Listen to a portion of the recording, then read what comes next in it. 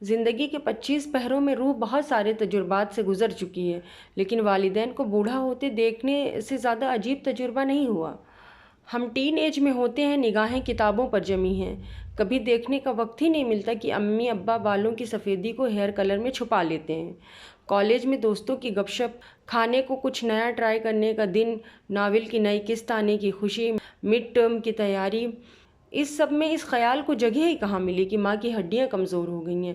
اپنی اسکن کو چمکاتے چمکاتے اتنا وقت لگ جاتا ہے کہ ہر نئے کاسمیٹک کو خرید کر چیک کرنا ہے، کپڑوں کے نت نئے ڈیزائن بنوانے کے چکر میں دکھائی ہی نہیں دیتا کہ ابا کی ہڈیاں مکمل طور پہ گھس چکی ہیں۔ اب چال میں بھی ذرا سی تھکن اتر آئی ہے، دونوں مخالف سمت میں چل رہے ہوتے ہیں۔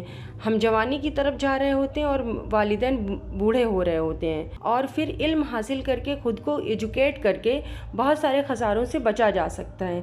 ہم ان کی عمریں روک نہیں سکتے، ہم ان کے وقت کو ٹال نہیں سکتے، ہمیں وہی کرنا ہے جس کی استطاعت ہر انسان رکھتا ہے۔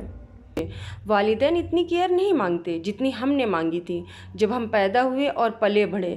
بس ذرا سا وقت اور دھیان چاہیے، رات کو جاگنا نہیں پڑتا، چپ نہیں کروانا پڑتا، بس جب جاگ رہے ہوں تو جاگتے رہنا پڑتا ہے، اور اسکرین سے نظریں ہٹا کر اس پر رونق چہروں کی جھریوں کا احترام کرنا ہوتا ہے جس چہروں کو ہمارے رب نے ہماری آنکھوں کا سب سے اول منظر بنایا۔ پڑھ لکھ رہے ہیں، عقل و دانش کی باتیں سمجھ آتی ہیں، فلسفہ، سائنس، اے آئی سب ڈسکس کر سکتے ہیں، تو ذرا جذباتی طور پر بھی ذہین ہو جائیں، اپنے اندر ممتا اور شفقت پیدا کریں۔ اب آپ کے حصے میں ادائیگی کا وقت ہے۔ ابا کے ٹخنوں میں اب تکلیف رہنے لگی ہے، اکثر گھٹنے پکڑ کر بیٹھتے ہیں، بہت بار سر درد کی شکایت کرتے ہیں تو کبھی بھوک کی شدت میں ڈانٹ سا دیتے ہیں۔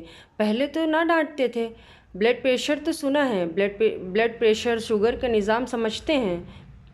آپ کو ادب کی 2 کتابیں پڑھنے کے بعد چہرے پڑھنا آ گئے ہیں، مگر یہ ابا اپنی نوکری کی ساری پریشانیاں کسی الماری میں چھپا کر رکھتے ہیں، کبھی جان سکے ہیں؟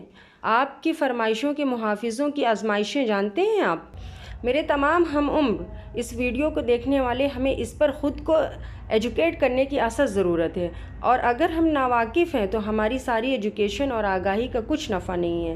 یہ جان لیں کہ والدین کو کتنا ایکٹیو رہنے اور کتنے آرام کی ضرورت ہے، اور یہ دونوں چیزیں ہی ضروری ہیں کہ توازن میں ہو سکیں۔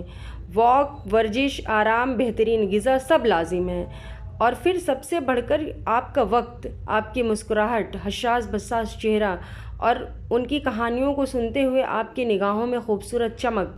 اب آپ جس دور میں ہیں، لازم ہے کہ آپ کو ان کی ضروریات پر ساری انفارمیشن حاصل ہو۔